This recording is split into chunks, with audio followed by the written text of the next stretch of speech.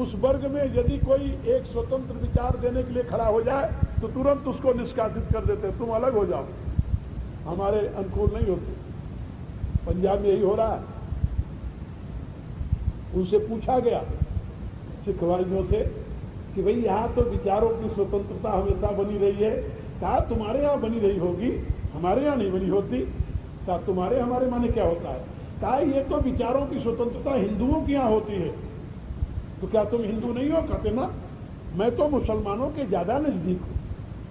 हाँ, ये वर्तमान के जो सिख समुदाय के नेता हैं वो कहते हैं हमारे यहाँ विचारों की स्वतंत्रता नहीं है, स्वतंत्र विचार रखने वाले को जीने का अधिकार नहीं, जो हमारी विचारधारा कम्युनिटी के वही रहे। ये देखिए अभी ये गति हो रही है। और यदि सही में हिंदुत्व सदा के लिए विदाई हो जाए तब क्या गति होगी? यहां आज से 1500 वर्ष पूर्व, बल्कि उससे भी ज्यादा हो गया, एक महापुरुष हुआ था जिसने घोषणा की थी कि ये वैदिक विज्ञान ये कहता है कि पृथ्वी जो है ये घूमती है और सूर्य इसकी अपेक्षा स्थायी। आज से हजारों वर्ष पहले ये घोषणा की थी एक विद्वान ने। उसमें उसका सम्मान हुआ था भारत में। और पश्चिम में आज से 300-400 वर्ष पहले एक व्यक्ति ने घोषणा की कि सूर्य स्थायी है और पृथ्वी चलती है, और उसको मृत्यु के घाट उतार दिया गया। क्यों भाई? इसलिए कि तूने बाइबल के खिलाफ बात कही। जो बाइबल कहती है इसके खिलाफ बोलो, तुम्हारे लिए मृत्यु दंड है। जो कुरान कहता है इसके खिलाफ बोलो, तुम्हारे लिए मृत्यु दंड है। लेकिन जो गीता कहती है, वेद कहता है, शास्त्र कहता है, यदि तुम्हारे पास बुद्धि है तो उसके खिलाफ बताओ, बोलो। हम तो आह्वान करते हैं, हमारे यहाँ तो एक स्वतंत्र तर्क शास्त्र बना हुआ है, स्वतंत्र। हम पश्चिम में भी जाकर यही कहते हैं, if you want to be religious you should use your wisdom first, because wisdom is the greatest gift of Godhead, and this is the first step of religion. यदि तुम धार्मिक बनना चाहते हो तो सबसे पहले अपनी बुद्धि का प्रयोग करो। ये बुद्धि जो है परमात्मा की श्रेष्ठतम देन है, और यही धर्म की पहली सीढ़ी है। हमारे यहां भी यही बताया गया, ये तर्के नाम सद्धन्ते स धर्मम वेद नेत्र। जो तर्क के द्वारा अनुसंधान करेगा वही धर्म को जानेगा। जो बुद्धि का प्रयोग नहीं करता वो धर्मात्मा नहीं हो सकता। याद रखो, धर्म स्वीकृति नहीं है, धर्म बोध है। धर्म माना नहीं जाता, धर्म जाना जाता है। धर्म का आधार अंधविश्वास नहीं है, धर्म का आधार श्रद्धा, सत्य की धारणा है।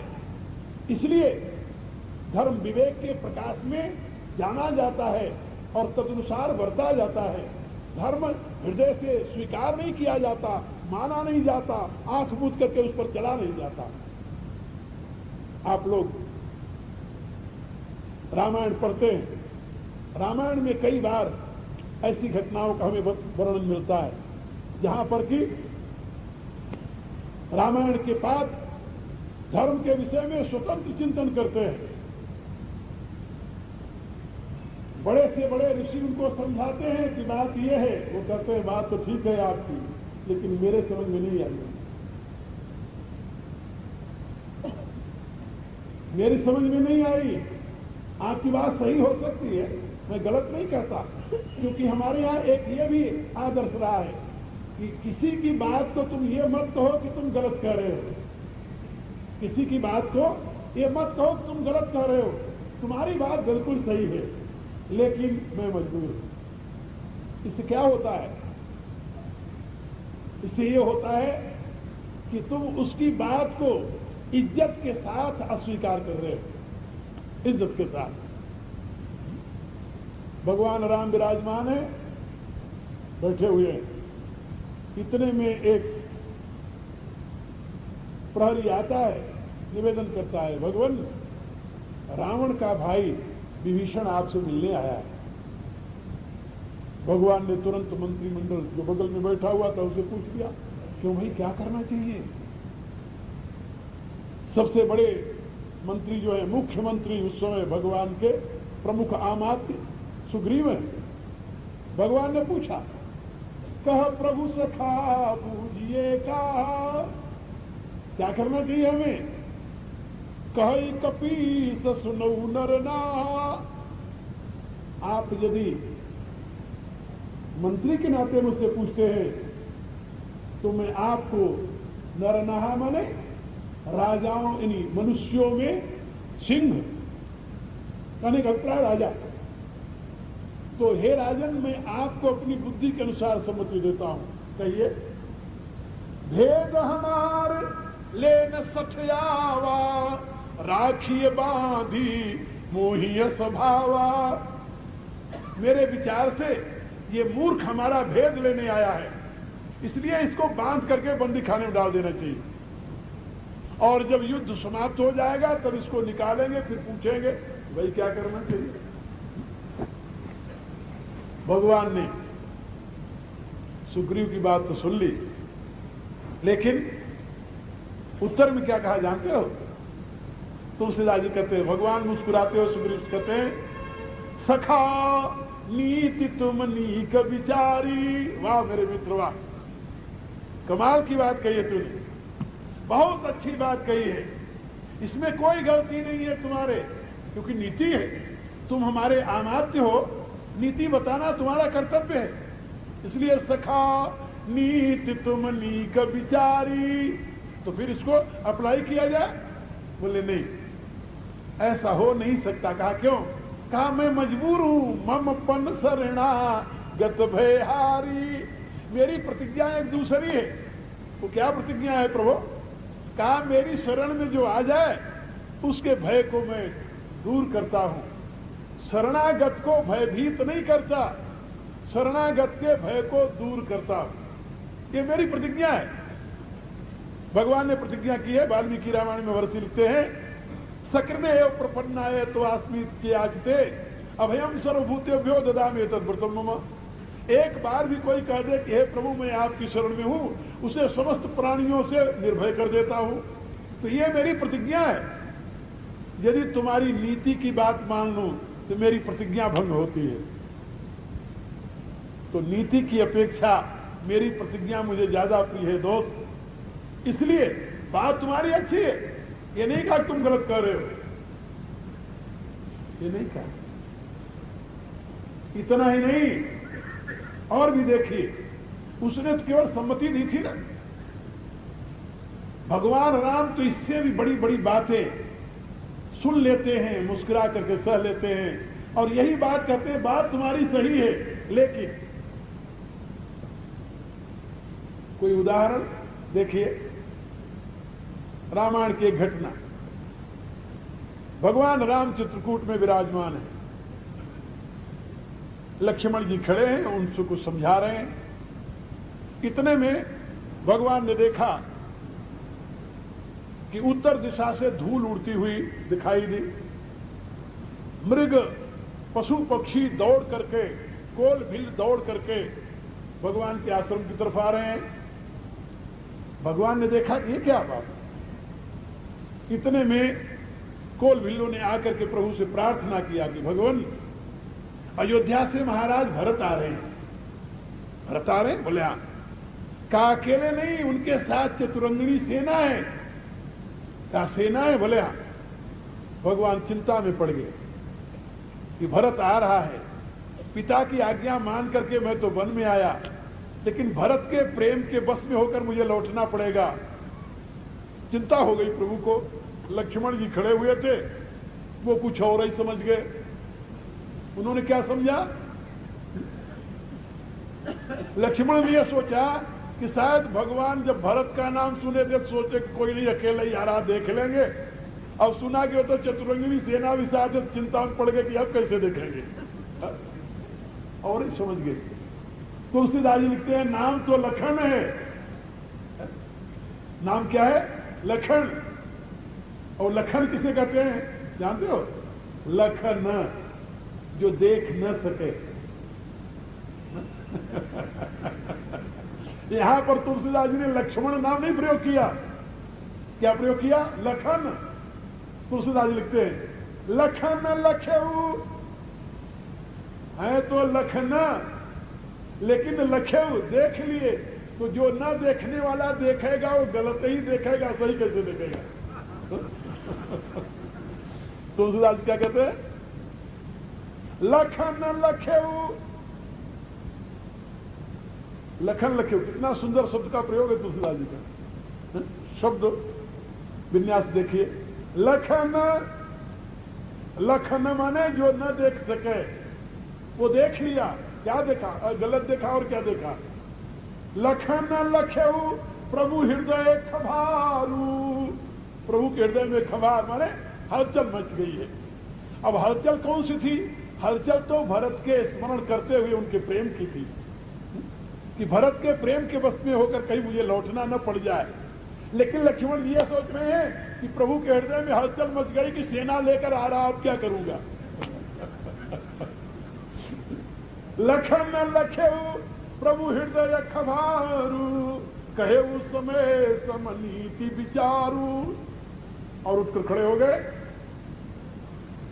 और जितना अपशब्द कोई व्यक्ति किसी को कह सकता है उतने अपशब्द का प्रयोग लक्ष्मण करते रहे और भगवान मौन होकर बैठे।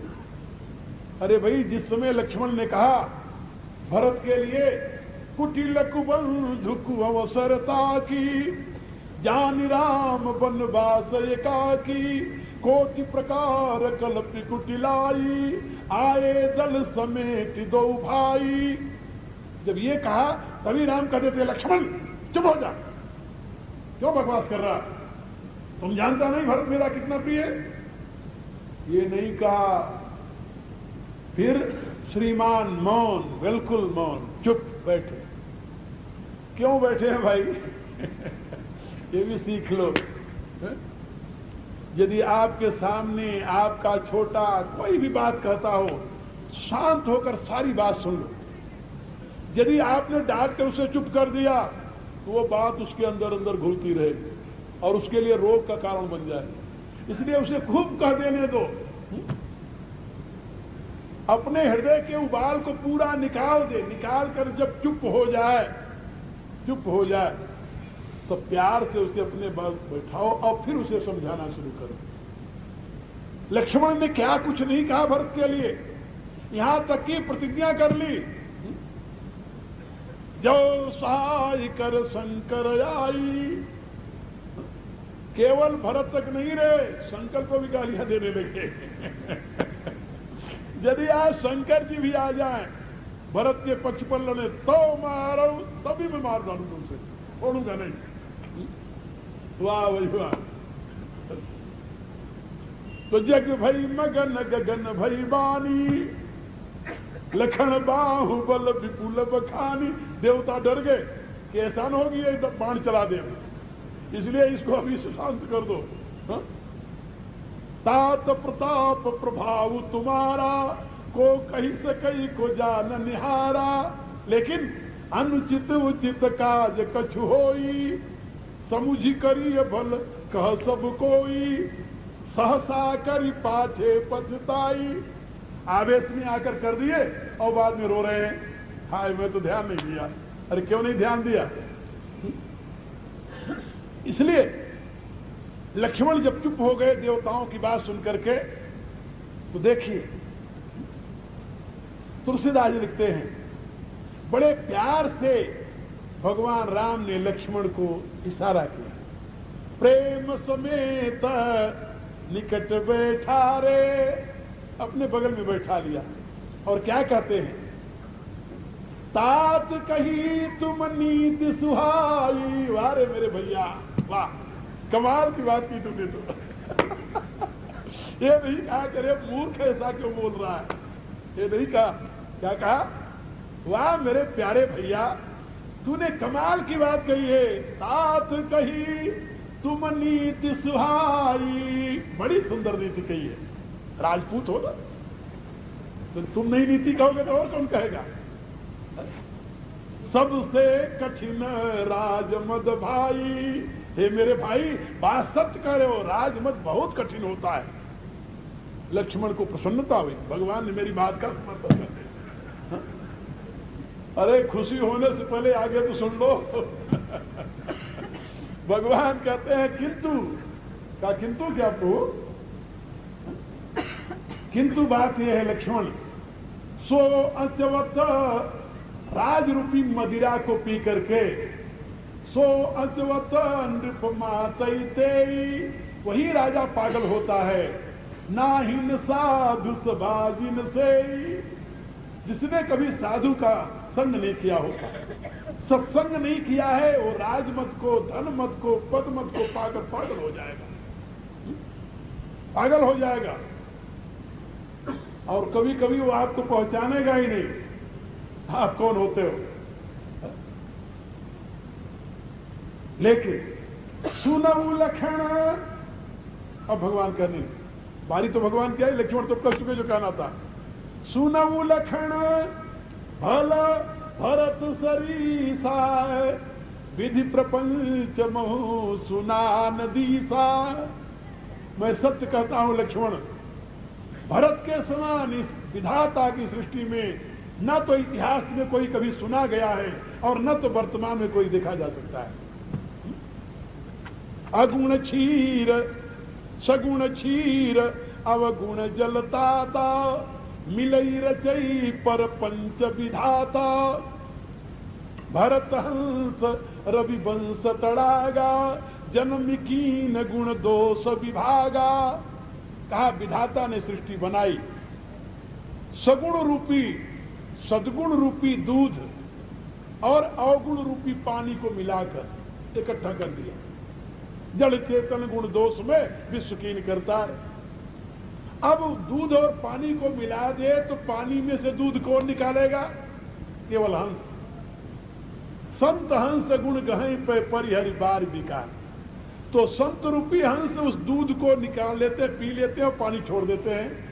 कहा इसी रूप से भरत हंस रवि वंश तड़ागा, इस सूर्य वंश रूपी तड़ाग में ये भरत रूपी हंस उत्पन्न होकर के जन्म कीन गुण दोष विभागा, इन्होंने गुण और दोष को अलग अलग कर दिया।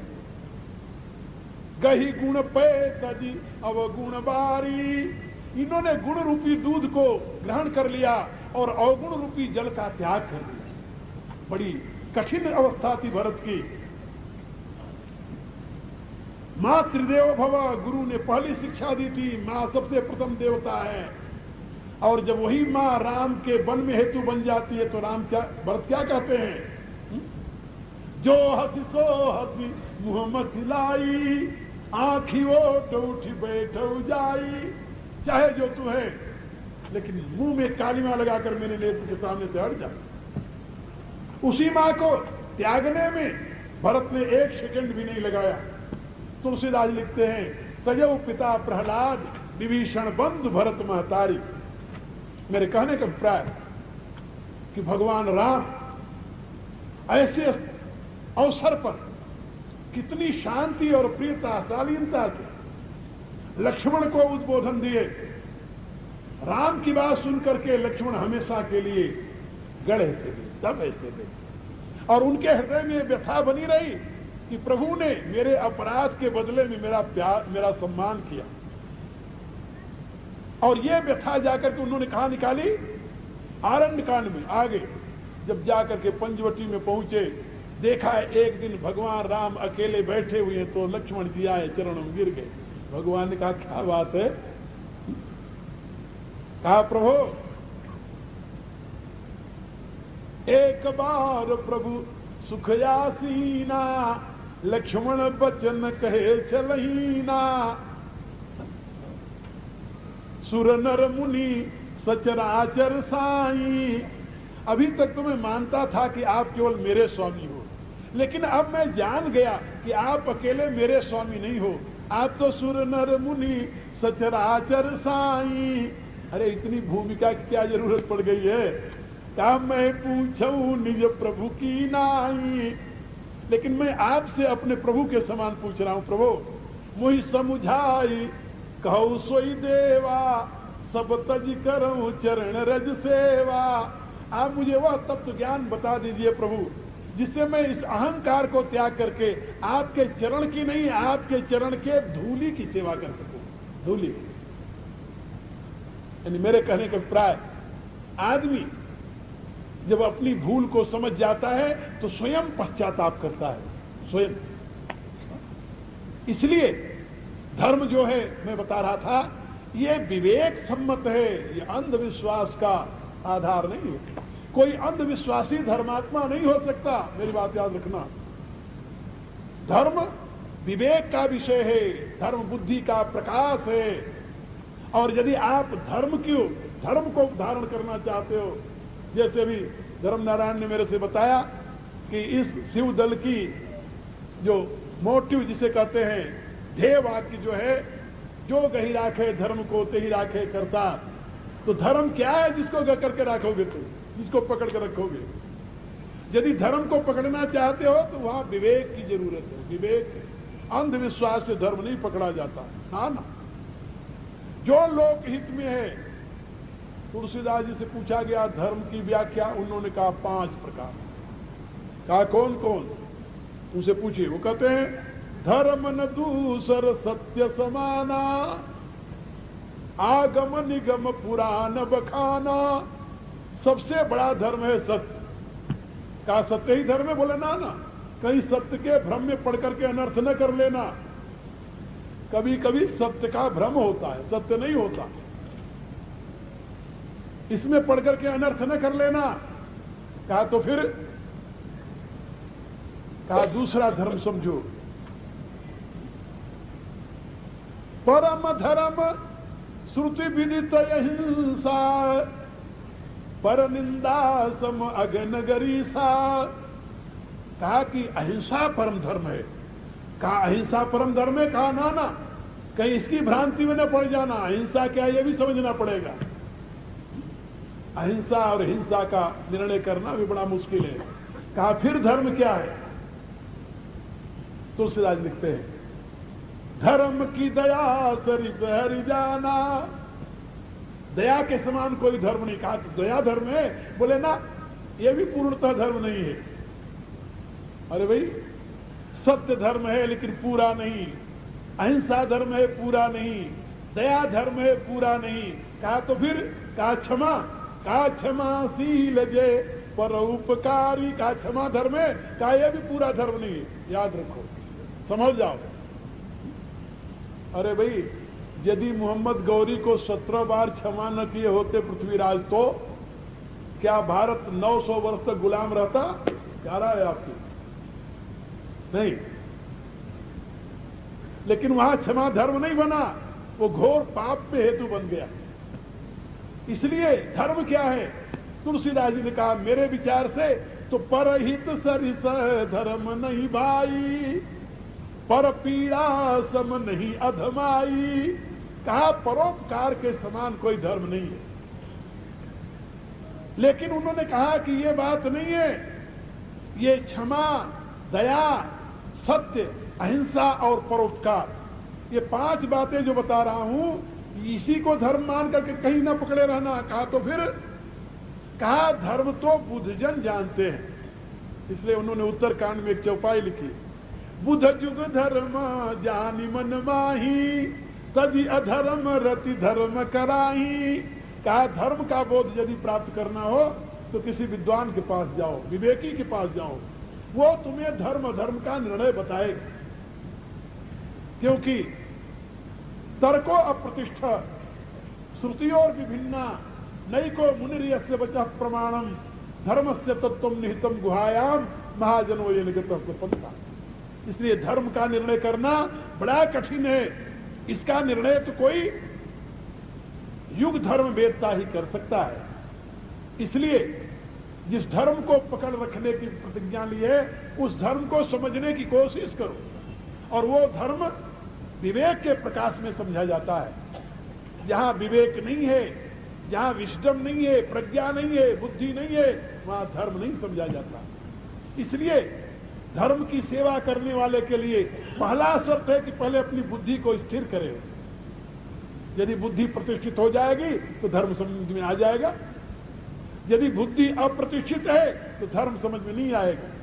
मैं अभी तो बता रहा था, लक्ष्मण राम के अनन्य भक्त थे लेकिन धर्म नहीं समझ सके, नहीं समझ सके। सुग्रीव भगवान राम के सखा थे, धर्म नहीं समझ सके। यही गति विभीषण की है, आगे चल करके धर्म नहीं समझ सके। लेकिन राम से दूर रहते हुए भरत को धर्म का बोध था, भरत को धर्म का बोध है। और भरत धर्मात्मा है, ये केवल राम नहीं कहते रामायण में, बल्कि भरत के गुरु वशिष्ठ भी कहते हैं, भरत समुझब कहब करब तुम जोई, धर्म सार जग हुई है सोई। हे भरत, जो तुम समझोगे, जो तुम कहोगे, जो तुम करोगे वो धर्म का सार होगा। क्यों? इसलिए कि भरत के पास विवेक है, वह बुद्धि है। तुलसीदास जी ने स्वयं लिखा है कि भरत विवेक बराह विशाला, अनायास उघर उते ही काला। भगवान राम कहते हैं कि भरत के पास विवेकिनी बुद्धि है, वह सत्य को ग्रहण कर लेता है, असत्य का त्याग कर देता है। इसलिए जिसके पास प्रज्ञा है, स्थिर बुद्धि है, विवेक है, वही धर्म को ग्रहण कर सकता है। और धर्म को ग्रहण करने वाला ही धर्म की रक्षा कर सकता है। धर्म के नाम पर स्वयं को समर्पित करके स्वयं को धन्य बना सकता है, लेकिन अंध मान्यता के पीछे पड़ करके कोई धर्मात्मा नहीं बनता। वह अपना भला नहीं कर सकता तो दूसरे के कहां से करेगा। इसलिए मैं इन नवयुवकों से निवेदन करूंगा कि धर्म का रास्ता बड़ा कठिन है, इतना सपाट नहीं है, राजमार्ग नहीं है कि तुम चल दोगे। कभी कभी अधर्म धर्म बन जाता है, कभी कभी धर्म अधर्म बन जाता है। लेकिन किस अवस्था में धर्म अधर्म बन रहा है और धर्म अधर्म बनता जा रहा है, इसको देखने के लिए विवेकवती बुद्धि चाहिए। और उस विवेकवती बुद्धि का सहारा लेकर के तभी तुम धर्म का निर्णय कर सकते हो, धर्म को धारण कर सकते हो। तभी तुम अपने लिए, अपने समाज के लिए और विश्व के लिए कल्याण में हेतु बन सकते हो, अन्यथा नहीं। इन शब्दों के साथ बहुत बातें बता दी, मैं अपने विचारों को विश्राम दूंगा। आज जितनी बातें बताई है, मेरे अंतर में बातें, और मेरी इच्छा है कि मैं ये बातें भारत की प्रत्येक जनता से, प्रत्येक व्यक्ति से कह डालूं। लेकिन न तो मेरे पास इतना समय है और न तो इतनी सुविधा है कि सारे घर घर जाकर इतनी बातें कह दूं। इसी के लिए मैं कोशिश कर रहा हूं। अब तक मैं 15 मुख अपना, अभी सुने होंगे ना आप लोग, हाँ, बातें यही है जो मैं बता रहा हूं। चाहे इस मुख से सुनो, चाहे इन सारे मुखों से सुनो, ऐसी मैंने कोशिश किया है। लेकिन मुझे संतुष्टि थोड़ी, इतनी बड़ी दुनिया में 15 मुख क्या काम करता है, सोचो पहले। ये तो यानी दाल में नमक के बराबर भी नहीं है, ये तो समुद्र में नमक के डले के समान है। इसलिए मेरी ये क्या है कि मैं और ऐसे विद्वान तैयार करूं जिनको अपने इतिहास का, दर्शन का, साधन का, धर्म का यथार्थ बोध मिले, और जो अपने लिए, अपने देश के लिए समर्पित हो, अपने धर्म के लिए समर्पित होकर स्वयं को धन्य बनावें और अपने धर्म का गौरव विश्व में प्रकाशित कर सकें। इसी के लिए मैंने योजना बनाई है कि यहां पर पहले साल 10 संभव सर्वभूतानाम ततो होति भारत। तो एक तो परब्रह्म परमेश्वर के नित्य आश्रित प्रकृति, और वह प्रकृति जब अभिव्यक्त होती है तो परमात्मा के गर्भ से, यानी चिदांश से गर्भित हो जाती है। और गर्भित प्रकृति से ही दो प्रकार के समष्टि और व्यष्टि पुरुषों का आविर्भाव होता है। तो समष्टि पुरुष का आविर्भाव होता है और व्यष्टि पुरुष का आविर्भाव होता है। समष्टि पुरुष को हिरण्यगर्भ ब्रह्मा आदि नाम से पुकारते हैं और व्यष्टि पुरुष को जीव कहते हैं। ये सारा प्रकृति। इसी बात को आचार्य शंकर ने दूसरे शब्दों में कहा है, कहा उन्होंने भी यही, लेकिन दूसरे शब्दों में कहा। और ये बताया कि ये सारी क्रीड़ा जो है ये माया की है। ब्रह्म तो साक्षी मात्र है, दृष्टा मात्र है, अध्यक्ष मात्र है, और वही हमारा उपास्य है, वही हमारा आराध्य है। ठीक है, उसमें कोई दो राय नहीं। लेकिन जिस प्रकृति के माध्यम से अनंत जीवों का जन्म हो गया, चिन्मय विलास में अनंत जीव जनिदेत, ये मैंने अपने सिद्धांत को चंडिका शतक में व्यक्त किया है। तो वो परमेश्वरी अनंत जीवों को जन्म देने के पश्चात उनको पालती है, उनकी संभाल करती है और अंत में उनको समेट लेती है अपने आप। तो प्रकृति का जो पति है, जब प्रकृति पति हो जाता है तो उसकी संज्ञा क्या होती है? ईश्वर। और वही होता अव्यय, उसी कहते हैं अच्युत। क्यों? प्रकृति को गर्भित करने पर भी वो अपने स्तर से नीचे नहीं गिरता। जीव में और ईश्वर में अंतर क्या है? ईश्वर अच्युत है और जीव च्युत हो जाता है, बस इतने अंतर है। जीव च्युत हो जाता है, च्युत माने अपने स्तर से नीचे गिर जाता है। वह जब किसी भोग्य पदार्थ में अनुरक्त होता है तो अपने स्तर से नीचे गिर जाता है, अपने को खो देता है, अपने को भूल जाता है। ये बात समझ रहे हैं? लेकिन ईश्वर जो है वह उस अवस्था में भी अपने स्तर से नीचे नहीं गिरता, वह च्युत नहीं होता, वह अपने को खोता नहीं, वह उस अवस्था में भी आत्मस्थ होता है, स्वस्थ होता है, स्व में प्रतिष्ठित होता है। इसीलिए उसकी एक संज्ञा है अच्युत। परमात्मा अच्युत है और उसी को अव्यय पुरुष कहते हैं। अब अव्यय पुरुष ही यो लोकत्रय माविष्य बिभर्त अव्यय ईश्वर। तो यो मामेव मसमूढ़ो जानाति पुरुषोत्तम, वही अव्यय पुरुष पुरुषोत्तम शब्द से कहा जाता है। और उससे उत्पन्न हुए जो जीव है सब पुरुष कहे जाते हैं। ये पतंजलि ने जिसके विषय में क्लेश कर्म विपाक आशय परामृष्ट पुरुष विशेष ईश्वर कहा है, वो अव्यय पुरुष है। पतंजलि ने ब्रह्म की चर्चा यानी कि उपास्य के रूप में उस ईश्वर की चर्चा की है, क्योंकि वही ईश्वर जीव का आदर्श है। ब्रह्म में न तो उपास्य है न उपासक। वहां तो उपासक ही नहीं, उपासक किसका बनेगा ब्रह्म? ये तो आप लोग समझ रहे हैं ना। ब्रह्म जो है उस अवस्था में तो सृष्टि ही नहीं है, वहां कोई उपासक ही नहीं है तो उपासक किसका बनेगा? वहां कोई शासित ही नहीं तो शासक किसका बनेगा? ईश्वर किसका करेगा? ईश्वर माने शासक, ईश्वर करने वाला। तो उस अवस्था में तो कुछ है ही नहीं, इसलिए ब्रह्म तो ब्रह्म है। और वही यथार्थ परम सत्य जो कहते हैं ना, क्योंकि ये सब तो समिटते और जाते रहते हैं। इसीलिए आचार्य शंकर ने क्या कहा कि ये जो पांच हैं, छह तत्व उन्होंने बताए, जिसको मैं पांच विवर्त कहता हूं, उसको उन्होंने भी पांच ही माना है, वहां कोई भेद नहीं है। अंतर केवल इतना ही है जो मैं अंतर बताने जा रहा हूं। आचार्य शंकर कहते हैं कि वो जो पांच हैं वो नाशवान है, नाशवान होने के नाते वो अग्राह्य है, अग्राह्य होने के नाते उनको मिथ्या समझो, और एक ब्रह्म जो है वही सत्य है। अब हमारी दृष्टि से हम सब जितनी साधना करते हैं, चिंतन करते हैं, सोचते हैं, समझते हैं, ये सब तो उसी पांचों में आता है। यदि वो मिथ्या है तो हम सब मिथ्या ही हो गए, फिर हमारी सोच समझ साधना कहना सुनना सब मिथ्या। ये तो हम सब मिथ्या में ही मर रहे हैं, सत्य में तो कुछ है ही नहीं।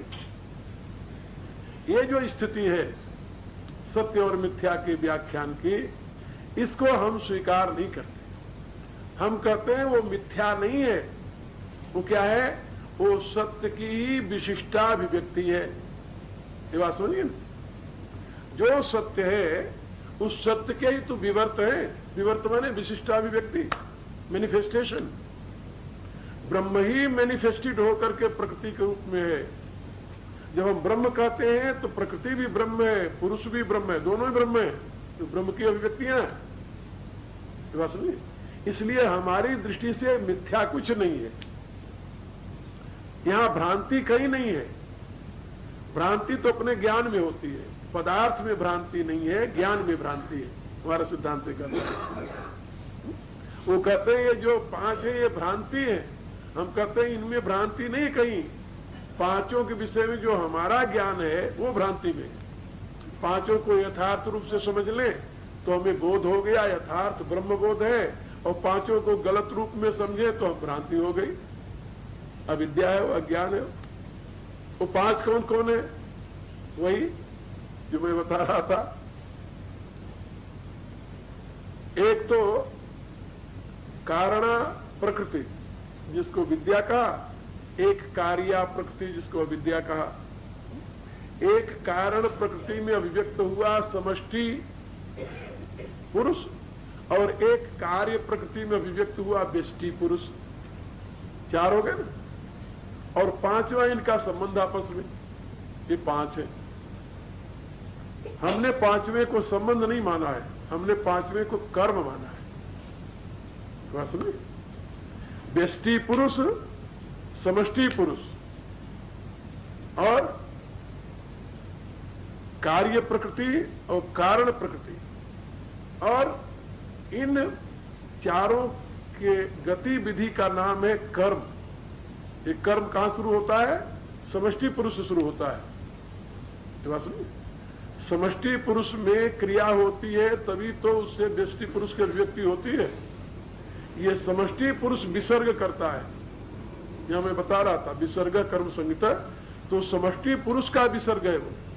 समष्टि पुरुष का विसर्ग माने जिसको भगवान ने कहा तस्मिन गर्भम दधाम्य, हम गर्भ धारण कराते हैं, वो जो समष्टि पुरुष का संकल्प है ना, वो कर्म है गीता में। और उसी कर्म से ये सारा संबंध बनता है। संबंध तो है ही, यहां संबंध की कोई जरूरत नहीं, यहां कर्म की बात है, कर्म। और कर्म से ही सारी अभिव्यक्ति होती है। और भी इसको थोड़ा समझ लीजिए, जो उपनिषदों में एको हम बहुश्याम प्रजाएत ये शब्द आया, किसके लिए आया? वो ब्रह्म के लिए नहीं है ना, ना, वो समष्टि पुरुष के लिए, वो अव्यय पुरुष के लिए। ये बात समझिए, वो ब्रह्म के लिए नहीं है। ब्रह्म तो प्रशांतावस्था है। एकाकी न रमते एको हम बहुश्याम प्रजा स अकाम्यत एको हम बहुश्याम।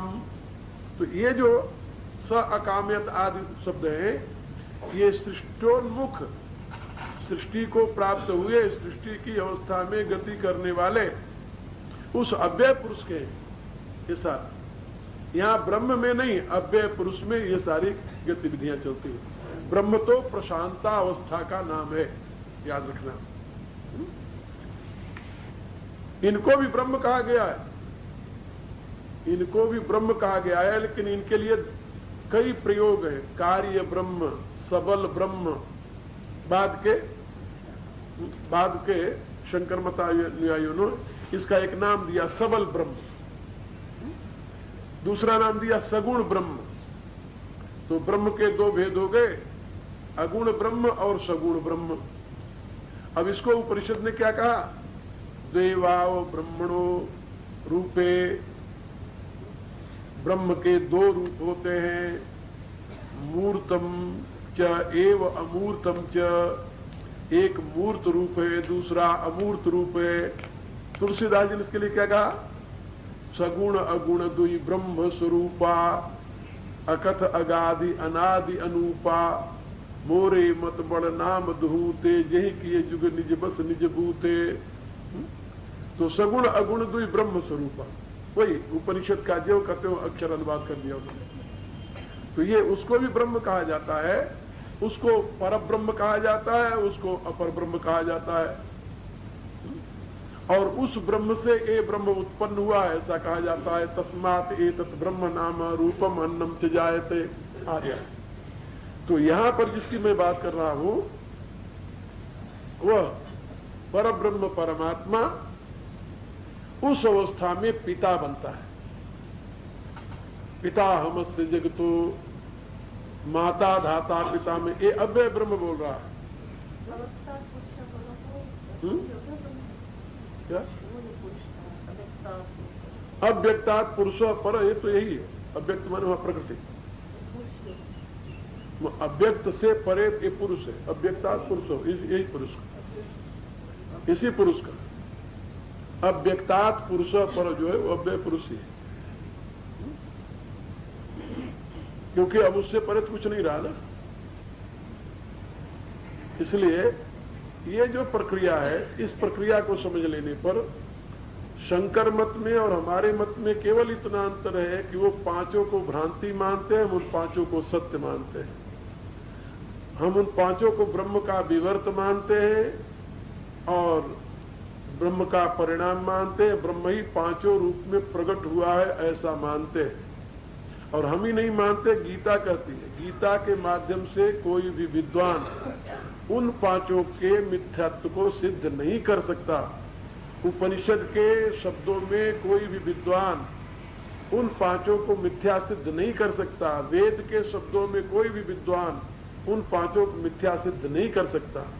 वेद में, उपनिषद में, गीता में कहीं भी मिथ्या शब्द का प्रयोग नहीं है। पतंजलि ने उसका अवबोधन कराते हुए कहा है कि विपर्यो मिथ्या ज्ञानम, मिथ्या तुम्हारा ज्ञान है, पदार्थ मिथ्या नहीं है। पदार्थ तो विवर्त है ब्रह्म का, वो मिथ्या कैसे होगा? तुम्हारी समझ मिथ्या हो सकती, गलत समझ लिया तुमने। गलत क्या समझा? अनित्य को नित्य समझ लिया। यहां प्रकृति को ही पुरुष समझ लिया, शरीर को ही शरीरी समझ लिया, ये मिथ्या ज्ञान हो गया, ये भ्रांति। तो भ्रांति ज्ञान में, पदार्थ में भ्रांति नहीं है कहीं। इतना हमारा, इसलिए हम इस जगत प्रवाह को नित्य मानते हैं। और जब तुम जगत प्रवाह को की नित्यता स्वीकार करोगे तभी तुम्हें अपने जीवन के प्रति आस्था होगी। अन्यथा मिथ्या में तुम्हारा जीवन ही मिथ्या हो गया। जब जीव मिथ्या है, जगत मिथ्या है, ईश्वर मिथ्या है, इनका संबंध मिथ्या है, तो साधन किसका करोगे तुम? और किस लिए करो? यही तो मिथ्या भ्रांति का परिणाम हुआ, जो देश सारा बर्बाद हो गया। ब्रह्म विज्ञान समाप्त हो गया भारत से, क्योंकि सब मिथ्या ही है, तो किसकी चिंता किया जाए? फिर दुनिया कल मरती है, आज मर जाए। का मुसलमान आए राज करे, का मुसलमान आओ चाहे अंग्रेज आओ, ये तो जगत मिथ्या है। तो हमारे यहाँ कहते हैं किसी निर्लज्ज के शरीर पर वृक्ष हुए आया तो कहता चलो मुझे छाया ही हो रही है, क्या अंतर पड़ता है? तो ये जो मिथ्यावाद रहा, इसने हमारे संस्कृति, सभ्यता, समाज का बहुत बड़ा अहित किया है। जबकि ये वैदिकवाद नहीं है। वेद में ब्रह्मवाद तो है लेकिन मिथ्यावाद नहीं है, ये बात याद रखो। अब भगवान कहते हैं गति ही भरता प्रभु साक्षी निवास शरणम सुहृद, ये सब मेरा स्वरूप है। मैं ही सर्व रूपों में हूं, मैं ही गति हूं, मैं ही भरता हूं, मैं ही प्रभु हूं, मैं ही साक्षी हूं, मैं ही निवास हूं, मैं ही शरण हूं, मैं ही सुहृद हूं। और प्रभव प्रलय स्थानम, प्रभव में हूं, प्रलय में हूं, स्थान में हूं। कि प्रभव प्रलय स्थानम नहीं, प्रभव में हूं, प्रलय में हूं, स्थान में हूं।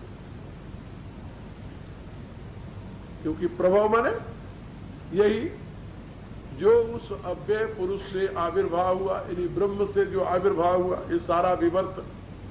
प्रभव माने विवर्त। प्रभव शब्द का अर्थ होता है उत्पत्ति। उत्पत्ति शब्द का अर्थ होता है अंदर से बाहर आना। उत्पत्ति माने अंदर से बाहर आना। बीज डाल दिए हैं खेत में, दिखाई नहीं देना, जब वो अंदर से बाहर आता है तो कहते हैं उग आया। ये उत्पत्ति उगने के अर्थ में। उगना माने अंकुरित होना, उगना, उत्पत्ति, ये अंदर से बाहर आना। अंदर से बाहर आने माने अव्यक्त से व्यक्त होना, अनमैनिफेस्टेशन से मैनिफेस्टेड होना। तो ये उत्पत्ति, इसको क्या कहते हैं? प्रभव। प्रभव प्रकृष्ट रूपेण भवत् इति प्रभव। तो प्रभव और प्रलय, इसी को सांख्य दर्शन में क्या कहा गया है? आविर्तिरोभावात। प्रभव माने आविर्भाव और प्रलय माने तिरोभाव। इसलिए प्रकृति के दो नाम है। प्रकृति के लिए दो संज्ञा, क्या क्या? प्रकृति और प्रधान। प्रकृष्ट रूपेण क्रियते अनया इदम सर्वम सा प्रकृति। प्रकृति, ये 3 अक्षर है उसके लिए। प्र, क्री और ति। प्र से प्रकृष्ट रूपेण, क्री से क्रियते और ति से स्थिति। और इसकी व्याख्या पतंजलि ने स्वयं की। प्रकाश क्रिया स्थितिशीलम। प्रकृति माने प्रकाश, क्रिया और स्थिति। इसी तीनों को 3 गुण कह दिया। इन्हीं तीनों तत्वों को 3 गुण कह दिया। प्रकाश सतोगुण, क्रिया रजोगुण, ती स्थिति तमोगुण। तो प्रकाशक क्रिया स्थितिशीलम है क्या? भूतेन्द्रियात्मकम। इसकी अभिव्यक्ति किस रूप में हुई? भूत और इंद्रियां, विषय और इंद्रियां। भोग अपवर्गम, भोग और अपवर्ग, ये दोनों प्रदान करना इसका काम है। इसमें मिथ्या क्या है? इसी से भोग होता है, इसी से अपवर्ग होता है। भोग माने अनुभूति और अपवर्ग माने त्याग। सुनिए, भोग माने अनुभूति और अपवर्ग माने त्याग, असंगता। अनुभूति के बाद ही तो असंगता होती है। ये भोगापवर्गार्थम दृश्यम, भोग और अपवर्ग के लिए, सिद्धि के लिए ये दृश्य है सारा। ये दृश्य जो दिखाई दे रहा है, अब इससे आप लोग समझ गए होंगे कि जो प्रकृति है, प्रकाश, क्रिया और स्थिति,